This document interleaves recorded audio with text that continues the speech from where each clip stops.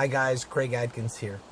On this particular afternoon, I was walking through the woods looking for coon dens, and I look up and see a big hole in a tree.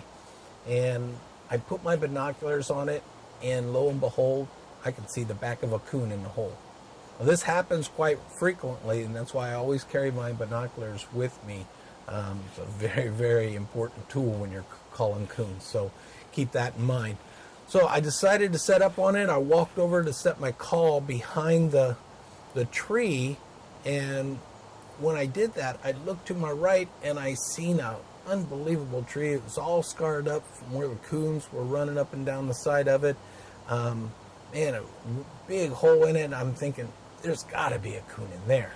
But there's no way by myself I can cover both trees. So I have to make a decision, and I thought, well, a bird in the hand is better than two in the bush. So let's call this tree.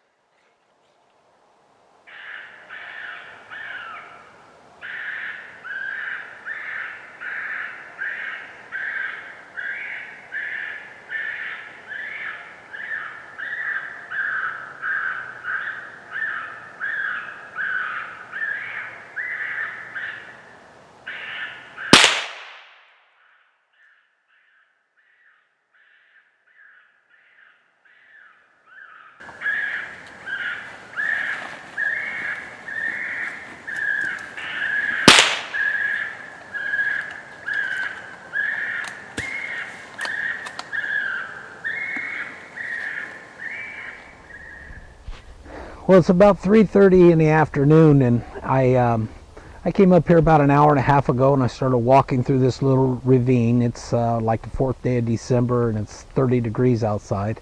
I started walking through this ravine, and I'm looking for trees big enough to hold a coon, or a coon den. And I came down this little ridge and happened to see this tree behind me, and it had a little cup in it, and I put my binoculars on it, and lo and behold, I seen a coon laying in it.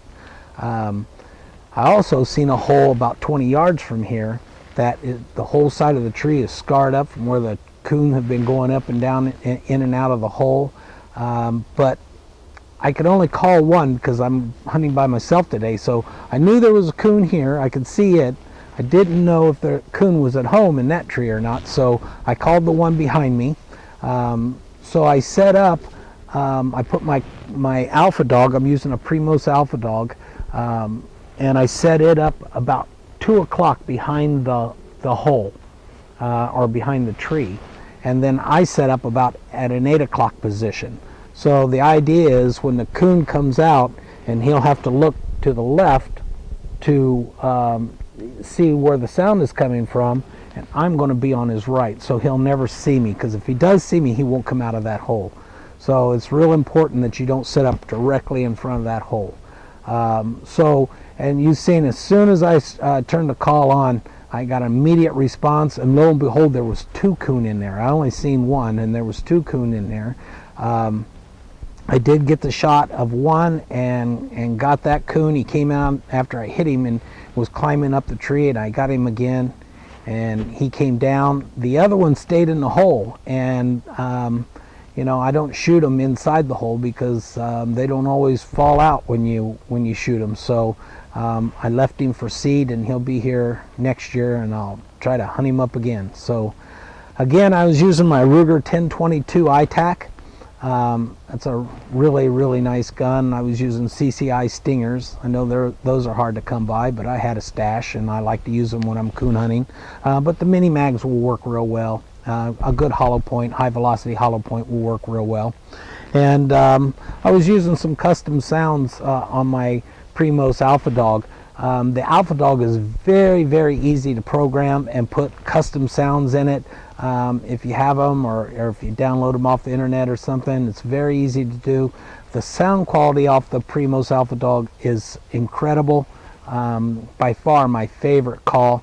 Plenty of volume, good sound quality, can't beat it. Very user friendly remote control. You can use it with your gloves on. It's just, and there's a couple hot buttons on the remote, and I set the hot buttons with my Coon sounds. So all I have to do is just hit one button and the sound is on. I don't have to search for anything. I just hit the button and I'm in business. And you know, and it paid off today. So again, I'm using my Ruger 1022 ITAC, CCI Stinger hollow points, and my Primos Alpha Dogg. And that's all it takes to bag some coon.